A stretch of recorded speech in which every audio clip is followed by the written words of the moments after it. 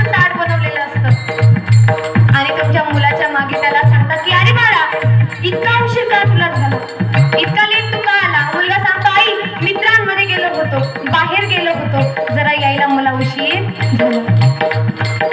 शाळेतून घरी येताना उशीर तुला काय, गल्ली गल्ली जात फिरे मला तुझं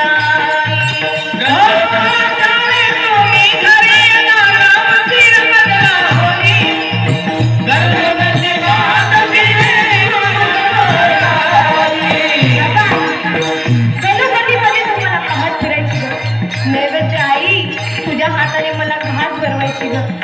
आई आता तू निघून गेली ना तर सांग ना मला कोण तुझ्या हाताने प्रेमाने खाऊ घालेल? आई तू गेली ना, तू गेल्यानंतर घरातलं आई पण गेलं ग. आई जोपर्यंत आई असते ना तोपर्यंत आईची किंमत कळत नाही आणि ज्यावेळेस निघून जाते त्यावेळेस रडून बसतात. का रडतात? व्यक्ती आपल्याजवळ असते तोपर्यंत प्रेम करा, निघून गेल्यानंतर फक्त आठवणी राहतात. गेले ते दिवस आणि राहिल्या त्या आठवणी.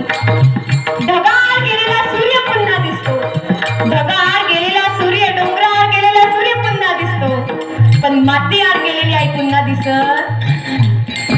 एकदाची जी आई मातीआड गेली ते आपल्याला पुन्हा कधीच दिसणार. इकडं तिकडं शोधत राहू आपण, कोणी आलं की रडत बसायचं, वरचं प्रेम दाखवायचं. जोपर्यंत व्यक्ती आपल्याजवळ असते तोपर्यंत त्या व्यक्तीला पटेल ते बोलून घ्यायचं. चांगला आहे का बरं? नाही.